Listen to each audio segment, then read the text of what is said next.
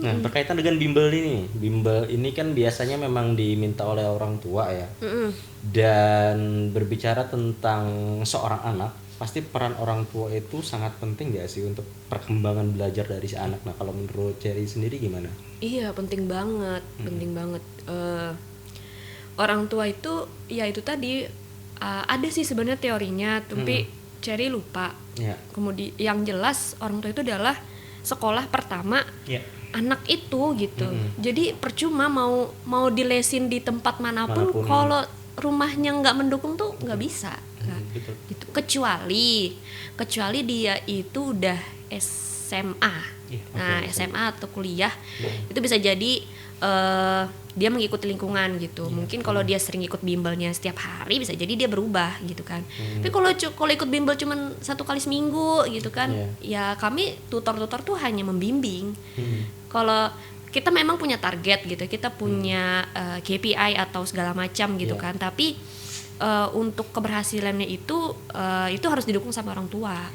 Kalau orang tua nggak menstimulasi gitu kan, misal nih kita pas bimbel ngapalin perkalian, tapi di rumah nggak diulang, ya sama aja gitu kan, bakal lupa gitu. Jadi pendidikan di dalam rumah tuh sangat penting, bahkan 50%-nya atau lebih ya, itu dari orang tua sebenarnya, bukan dari orang lain.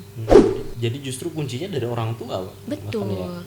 Makanya kan sekarang udah banyak banget influencer-influencer yang bilang kalau seorang ibu harus berpendidikan tinggi. Kenapa? Karena mengajari anak itu bener banget. Bener banget. Setuju, sepakat. Iya. Karena ada yang Sepakat. Nah, masalahnya anak yang itu Agak recall. Recall. Sorry. Rada terganggu memang. aduh, anak yang memukul tadi ya kayak anak yang memukul tadi itu orang tua sebenarnya pintar, sukses, tapi jarang di rumah. Oke. Gitu. Jadi maksudnya nggak punya waktu untuk ngajari anak. Jadi Iya, itu salah satu tantangan juga ya Karyo sekarang. betul. Soalnya kan banyak banget satu keluarga itu biasanya mereka orang tuanya, bapak dan juga ibunya tuh kerja Karyo.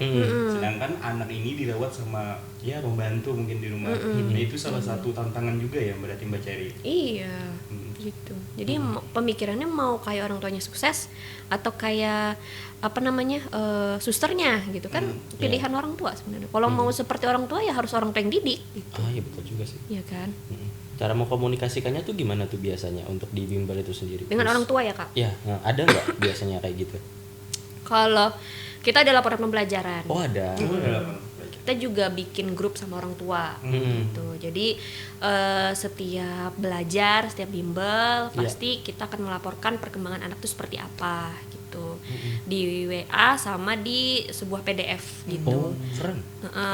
Terus kalau misalnya udah selesai ya, anaknya misalnya udah selesai les gitu. Ya ada beberapa yang kayak kita datengin, kita kasih konsultasi gitu kan, kayak Bu gimana anaknya gitu, amankah gitu, perkembangannya gimana misalnya.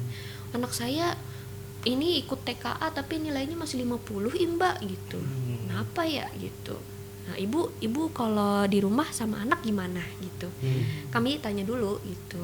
Ya ada anaknya yang kayak saya tuh udah berusaha untuk ngajakin anak ngomong tapi anaknya menghindar terus gitu. Gitu sih. Nah, namanya SMP remaja kan gitu sih. Jadi kami ada sesi itu pastinya. Apa hambatan di sesi itu biasanya? Ini bisa jadi kayak orang tua itu masang target tinggi ke bimbel gitu kan. Jadi seakan-akan kalau misalnya anaknya belum berhasil, bimbel yang salah gitu kan. Tapi ya nggak apa-apa karena itu kan memang ekspektasi orang tua ya gitu. Nah, mereka orang tua punya hak gitu. Paling dari kita adalah memberi pengertian dan berusaha semaksimal mungkin intinya. Sama kita ngasih tahu ke orang muridnya gitu. Itu sih mungkin cari modul lain, modul tambahan atau segala macam gitu sih. Jadi emang treatment setiap anak tuh beda-beda. Gitu. Macam-macam ya orang tua itu ya. Iya macam-macam orang tua, tapi ada juga yang kayak orang tua tuh ya udah emang ngerasa anaknya begini, atau ada juga yang begitu. Ya Mbak, anak saya emang begini Mbak. Enggak Bu, anak ibu pinter. Ah masa? Puji lagi dong.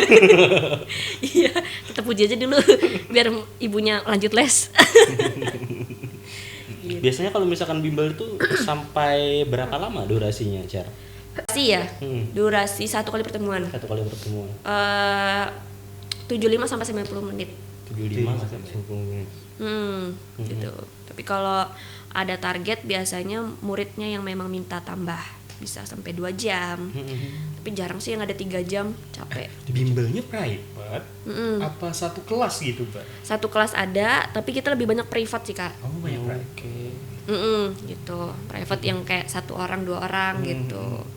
Dia berjangka nggak? Sampai setahun misalkan? Kita atau terus-terusan bebas? Atau gimana? kita yang jelas kita ada paket Oh, gitu ada paket kan, ya. ada paket per bulan biasanya. Tapi ya honestly ada yang les sampai 6 tahun. 6 tahun. 6 tahun. Jadi dari dia Lama ya? kelas 1 SD sampai sekarang dia SMP masih les tuh ada. Setara S2 ya. Les. Betah banget ya. Iya, Luar betul biasa, banget. alhamdulillah. Katanya udah percaya gitu. Nah, itu tuh. iya. Jadi kami ngejar beliefnya itu tuh Iya. dari orang tua murid. Iya sih. Kepercayaan tuh kadang-kadang susah dibangun ya. Mm-mm. Kalau dari bimbelnya Cherry sendiri membangun kepercayaan itu gimana tuh? Ini menarik nih untuk dibahas. Iya, kalau ini di sudut pandang bisnis atau gimana, Kak? Ya terserah Cherry. Kalau di Cherry itu sudut pandangnya ini kayak kalau kita sebagai owner ya, sebagai founder itu perlu bangun personal branding yang bagus gitu. Terus juga untuk bangun beliefnya kita bangun bonding ke orang tua murid. Jadi nggak cuman hit and run gitu kayak yang penting aku ketemu anak murid, enggak gitu. Pun kalau les langsung di tempat juga gitu, kita tahu orang tua muridnya. Orang tua murid tuh kadang kayak malah mencegah kita untuk balik. Mereka duduk dulu di bimbel itu, terus mereka cerita anak saya begini gini gitu. Jadi padahal belum ada sesi konsul, tapi ya udahlah. Berbayar itu? Kagak. Bonus. Bonus. Iya kami berharap di situ ada sisi beliefnya kan. Oh iya gitu. Kalau sebagai founder itu personal branding sangat penting, dan tutornya juga CV-nya juga kita seleksi sih, Kak. Oh. Dia harus, kuncinya adalah dia harus humble, humble dan berempati tinggi. Iya. Itu yang jadi tutor di Aksi Cerdas tuh udah terbukti di situnya. Ketika Mbak Cherry merintis Aksi Cerdas, itu bentuk promosinya menggunakan digital marketing atau lebih mengandalkan organik dari mulut ke mulut, Mbak? Oh di iya. Awal-awal poster gitu, Kak. Poster terus kita share ke sekolah-sekolah, kemudian udah dapet nih murid dari poster itu. Nanti si ibu itu kita bangun belief tadi kan, bonding, belief, nanti ibu itu yang rekomendasiin ke teman-temannya. Nah, itu banyak banget yang kayak begitu. Nah, cuman yang paling gacor tuh ya dari mulut ke mulut sih. Mulut ke mulut. Gitu. Karena di sana ada trust Iya, duluan ada ya trust. biasanya. Iya. Kalau dari mulut ke mulut itu. Dan tantangannya kalau bimbel seperti ini, dia tidak hanya membangun trust ke anak itu ya, membuat anak nyaman segala macam, tapi juga membangun trust ke orang tua ya, dan itu menjadi PR juga ternyata. Betul. Seperti yang Cherry sampaikan tadi. Kemudian juga ternyata kata Cherry tadi tutornya juga diseleksi. Iya. Nah, kalau boleh tahu gimana tuh seleksinya tuh? Seleksinya ada micro teaching kayak gitu ya, dia kasih CV dulu lah. CV, kemudian kalau udah emang oke, kita micro teaching gitu kan, terus kita coba dulu sama beberapa bulan, baru kita kasih kayak surat kontrak atau apa kayak gitu sih. Jadi di micro teaching udah kelihatan dia gimana cara ngajarinnya. Pun kalau misalnya memang dia belum bisa, tapi kayaknya dia humble dan berempati tinggi, itu tuh yang kita ambil biasanya. Oh, karena skill nomor 2 lah bagi kami. Yang pertama adalah Humble-nya tadi dan Attitude. empati tinggi. Attitude, betul. Attitude. Karena iya bener, karena ada yang punya skill kan, cuman iya. misalnya udah punya skill kan, ngajar terus langsung run gitu, hilang. Oh. Iya, jadi kayak lah Ghosting. gimana ini? Murid juga bingung kan gitu. Dan apalagi pengelola gitu kan, kalau les yang di tempat nih guru nggak punya attitude ya sulit juga. Bingung juga ya jadinya ya. di dunia profesional emang yang paling utama tuh attitude sih. Iya. Skillnya itu bisa dilatih kan. Betul. Tapi kalau attitude itu Betul. bawaan kebanyakan. Betul sekali. Dan cukup sulit untuk dibentuk ya kalau Cukup attitude sulit itu ya. untuk dibentuk. Terus kalau dari segi tutornya ini, pelatihan-pelatihan yang dijalankan ada nggak biasanya? Pelatihan yang dijalankan pelatihan Atau public upgrading? speaking. Oh, public speaking. Ya, Gimana upgrading. Kalau upgrading itu lebih ke cara dia customer service. Oh, Melayani orang tua murid itu seperti apa gitu. Kemudian public speaking bersama apa namanya? Anak orang tua muridnya, anaknya kayak gitu gimana. Itu sih.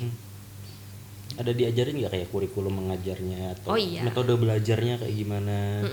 Pertama kan kita harus tahu dulu dia punya pengalaman apa belum, Oke. gitu kan. Nah, kalau misalnya dia udah punya pengalaman itu udah nilai plus tuh, gitu kan. Kita tanya dulu pernah ngajar di mana, Iya. gitu kan. Kemudian micro teaching udah selesai, kamu bisa ngajar jenjang apa, misalnya gitu. Terus udah baru kita kasih kurikulum atau modulnya atau apa kertas kerjanya gitu. Jadi penasaran Karyo, mau bertanya. Ini kan kalau dilihat dari pembicaraan kita dengan Mbak Cherry, kan Mbak Cherry sangat fokus aktivitas dan kegiatannya di dunia pendidikan ya. Karyo. Aku tuh jadi penasaran Karyo. Kira-kira nih Mbak Cherry melihat fenomena pendidikan di Indonesia, entah itu pendidikan yang Mbak Cherry terjun di dalamnya, khususnya untuk anak-anak, ataupun secara umum lah kayak gitu. Kira-kira Mbak Cherry ada keresahan tersendiri nggak Mbak Cherry terkait pendidikan di Indonesia? Aduh berat minum dulu ya. Boleh. Soalnya kan terjun Karyo Iya, betul. di dunia pendidikan. Praktisi Tentu saja langsung kan mungkin ada keresahan kayak. Keresahan pasti ada, Kak. Keresahan pasti ada ya. Kalau di saat ini tuh keresahan karakter anak-anak sekarang sih. Karena kan sekarang udah apa ya, banyak ya TikTok gitu-gitulah, games gitu kan yang bikin pemikiran instan gitu. Nah, jadi instan ini nggak cuman pengen cepet tuh enggak, tapi lebih ke pemikirannya tuh nggak dalam Iya. gitu. Jadi gimana ya ke depannya nanti supaya anak-anak tuh bisa berpikir lebih dalam gitu, karakternya lebih sopan gitu. Itu sih yang jadi kekhawatiran gitu. Karena kayak saya juga sempat cerita ini di podcast lain gitu kan. Saya pernah relawan juga sama suami saya di pedalaman Kalteng. Terus apa ya, anak itu tuh tidak difasilitasi oleh orang tuanya gitu. Jadi apa ya, anak itu mau sekolah karena apa namanya, karena keinginan mereka, tapi tidak didukung oleh orang tuanya, dan lebih baik anak itu bekerja. Oh. Itu banyak banget yang kayak begitu. Itu sih. Itu gimana tuh cari menanggapi hal itu tuh? Hmm, Menemukan fakta lapangan kayak wah begini ya? Itu fakta itu terkadang miris hati kan, Mbak. Iya. rasanya tuh ini ya, maksudnya kita kan pengennya Indonesia tuh maju gitu ya. Tapi anak-anaknya kayak gitu juga gitu. Kita pengen Indonesia itu sejahtera, tapi yang menyebabkan kemiskinan struktural itu adalah ya orang tuanya juga gitu. Maksudnya masyarakatnya juga gitu sih. Jadi ya itu fakta yang memang baru saya temui, yang saya kira cuma di satu sekolah aja, dan ternyata ketika saya relawan lagi ke tempat yang lain permasalahannya sama. Berada di banyak tempat ya? Ternyata berada di banyak tempat, dan itu karena ketakutan orang tua gitu. Udahlah kamu nggak usah sekolah gitu, jadi ini aja, apa sih Kak yang bikin kapal-kapal itu dari bambu, itulah intinya. Pokoknya dia mau motong kayu kah, di kebun kah, kayak Karena gitu. urgensi mereka di ekonominya ya. Dan itu ya karena ketidaktahuan mereka akan dunia luar gitu. Mereka ya misalnya nih anak-anak nih ditanyakan cita-citanya apa gitu. Iya. Yang dia lihat tuh yang di sekelilingnya aja. Misalnya sekeliling dia ada sawit misalnya gitu kan. Nah, bagi dia gaji di sawit nih paling tinggi. Ya udah di sawit doang gitu. Padahal banyak lagi pekerjaan-pekerjaan lain kan. Iya, yang bisa dieksplor ya. Yang bisa dieksplor, tapi mereka nggak tahu karena mereka nggak pernah kesana atau mereka nggak dikasih tahu gitu. Itu sih jadi kayak apa sih, pemerataan pendidikan itu ternyata memang masih kurang gitu. Tapi memang itu sebuah tantangan juga sih, Iya. Karyo. Soalnya juga anak-anak di pedalaman tuh mungkin mereka nggak pernah ada akses pengetahuan terkait berbagai potensi di luar dunia mereka dunia yang mereka tahu, Karyo. Itu ya itu lumayan terkadang mengiris hati sih. Iya, makanya tugas kita tuh sebagai anak muda tuh harusnya untuk mensosialisasikan itu sih Kak. Gitu tugas kita. Makanya banyak yang kayak ngapain sih kita jadi relawan pendidikan ke pendalaman-pendalaman. Itu berpengaruh loh gitu. Akhirnya mereka tuh tahu, oh ternyata Kak Cherry pengisi suara ya. Ternyata ada ya pekerjaan pengisi suara tadi gitu. Gitu sih. Jadi kesadarannya naik juga mereka. Iya, sedang naik juga. Mereka kira tuh kayak kerjaan yang paling ada tuh paling cuma polisi gitu kan. Polisi, guru, tentara, selesai di situ. Bahkan mereka ya itu tadi ada yang cita-citanya mau jadi apa? Atlet voli kata dia. Itu banyak banget yang mau jadi atlet voli. Kenapa ya jadi banyak yang atlet voli kata kami kan? Ternyata memang di sekolah itu yang dimainin cuma voli. Oh. Jadi mereka mikir atlet voli gitu bagus gitu. Itu sih. Dengan kita hadir di sana jadi kita bisa mengenalkan banyak hal ke mereka. Betul. Dan itu bisa meningkatkan potensi mereka ke depannya kan jadinya. Ya. Wah ternyata oh iya banyak loh profesi-profesi selain dari tadi ya atlet voli tadi. Ya mungkin ada atlet bola. Iya. Atlet badminton, dokter segala macam. Atlet padel. Padel kok poli Mbak? Oh iya beda. Padel gimana sih? Iya itu. Jadi psikolog mungkin. Iya jadi psikolog. Psikolog yang nyambing nge-podcast. Iya, ini sobat kalem ya, ini edukasi ya jadinya ya. Betul. Tapi ini penting nih bikin Iya, podcast betul. begini sih Betul, Kak. Sekaligus kami juga tujuan dari podcast kami kan ingin mengajak pendengar semua yang kami panggil sobat kalem Mbak, agar ketika kita bercerita kita bisa bersama-sama meraih ketenangan. Betul. Sekaligus kan promosi dan juga preventif. Jadi ini salah satu media untuk kami menyiarkan kalau psikologi itu bisa diterapkan ilmunya ke seluruh pendengar. Iya, Seperti itu. pendengar. Gitu. Promosi Berkaitan dengan aksi cerdas. Kira-kira kita membayangkan aja ya sobat kalem ya, bayangkan aja ya cara. Aduh bayangan berat 5 Kak, tahun ya. ke depan. Bayangkan 5 tahun ke depan, kira-kira harapan Cherry terhadap si aksi cerdas gimana sih? Ada tagline-nya nggak sih? Mulai aksi raih mimpi. Nah, aksi cerdas itulah ya. 5 tahun ke depan apa nih harapannya buat aksi cerdas ini? 5 tahun ya, kami berharap bisa menjadi sebuah.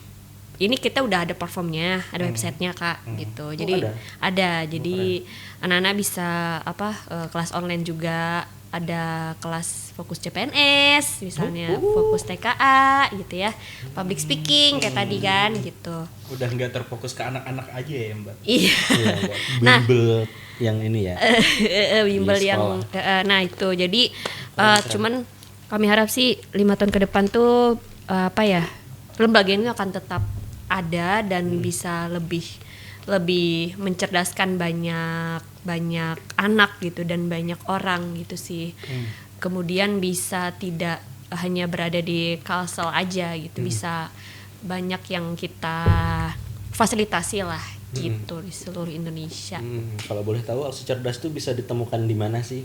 Siapa tahu nanti ada yang nonton ya, orang tua, murid mungkin ya. Wah, sepertinya bagus nih untuk anak saya. Sekarang promosi nih. Iya. Kira-kira bisa ditemukan di mana? Ya, Bapak Ibu semuanya, kakak-kakak bisa langsung ke websitenya www.aksicerdas.com. Kemudian di sini di bawah kayak iklan dia. Kemudian ada nanti hubungi juga WhatsApp-nya 081256312959. Nah, intinya di situ biasanya kita pendaftaran bisa lewat website atau lewat WhatsApp gitu. Portofolionya ada di Instagram @aksi.cerdas. Nah, di situ kalau Bapak Ibu mau lihat ya, kakak mau lihat anak muridnya gimana gitu kan. Kemudian program-program apa aja itu bisa di Instagram itu. Begitu. Jangan lupa daftar. Pesan untuk orang tua murid apa kira-kira kalau dari aksi cerdas itu sendiri? Iya. Kita sebagai orang tua itu adalah sekolah pertama, pendidikan pertama gitu. Maka jadilah kepala sekolah pertama bagi anak-anak kita gitu.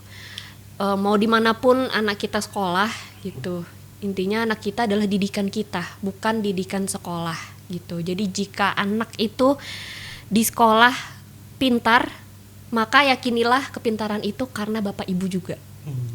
Menurut saya bukan hanya karena guru tapi karena ibu. Guru juga berperan gitu. Kita sebagai guru ya, saya kan sebagai guru gitu. Kita berperan tapi kita bertugas untuk membimbing. Nah, soal karakter bapak ibu bisa pahami, bisa dalami anak bapak ibu itu seperti apa. Semuanya tuh pasti bisa berubah sih seiring waktu gitu. Dengan kita juga sama-sama belajar lah sebagai orang tua gitu. Jadi jangan cepat menyerah mendidik anak-anaknya, dan anak-anak kita semoga bisa jadi anak-anak yang berkontribusi buat agama, bangsa dan negara dengan didikan kita. Lope-lope. Luar biasa. Mas Ilis, ada lagi yang mau tanyakan? Udah sih karya. Luar biasa sekali ya. Pertanyaan-pertanyaan dan jawaban-jawabannya tadi sangat luar biasa sekali, dan bisa kita lihat ya Sobat Kalem ya, bahwa ternyata kalau kita bicara masalah pendidikan, kadangkala kita sebagai orang tua, kita maunya anak itu pintar, cerdas dan lain sebagainya. Kemudian kita memberikan sekolah terbaik kemanapun itulah, di sekolah yang terkenal, mahal, kemudian kita ikutkan bimbel, les dan lain sebagainya. Tapi kita lupa satu hal, bahwa ternyata sebaik-baiknya sekolah, semahal-mahalnya sekolah, sekolah terbaik itu adalah di rumah sendiri ternyata. Ternyata ya kita sebagai orang tua yang harusnya menjadi pendidik utama, bahkan pendidik utama oleh anak-anak kita. Karena ya seperti kata Cherry tadi, kalau kita menginginkan anak yang cerdas, anak yang pintar ya Sobat Kalem ya, anak yang mungkin bijaksana, dewasa atau apapun itu hal positif lainnya, kadangkala ya jangan terlalu fokus keluar dan menyalahkan hal-hal yang ada di luar. Wah, sekolahnya kurang, atau mungkin bimbelnya tidak memberikan yang terbaik sehingga nilainya bagus dan lain sebagainya. Tapi kadangkala kita juga harus berkaca ke diri kita sendiri, apakah kita sebagai orang tua sebaik dan sehebat itu mendidik anak kita. Itu luar biasa sekali sih. Oke, itu aja ya Sobat Kalem ya untuk podcast kita pada kesempatan kali ini. Terima kasih banyak untuk Cherry yang sudah berbagi pada podcast kita, dan tadi kita sudah banyak mendapatkan insight positif. Semoga apa yang sudah disampaikan di podcast ini bermanfaat untuk kita semua Sobat Kalem. Sekian, wassalamualaikum warahmatullahi wabarakatuh, dan see you next video. Thank you. Bye bye. Terima kasih.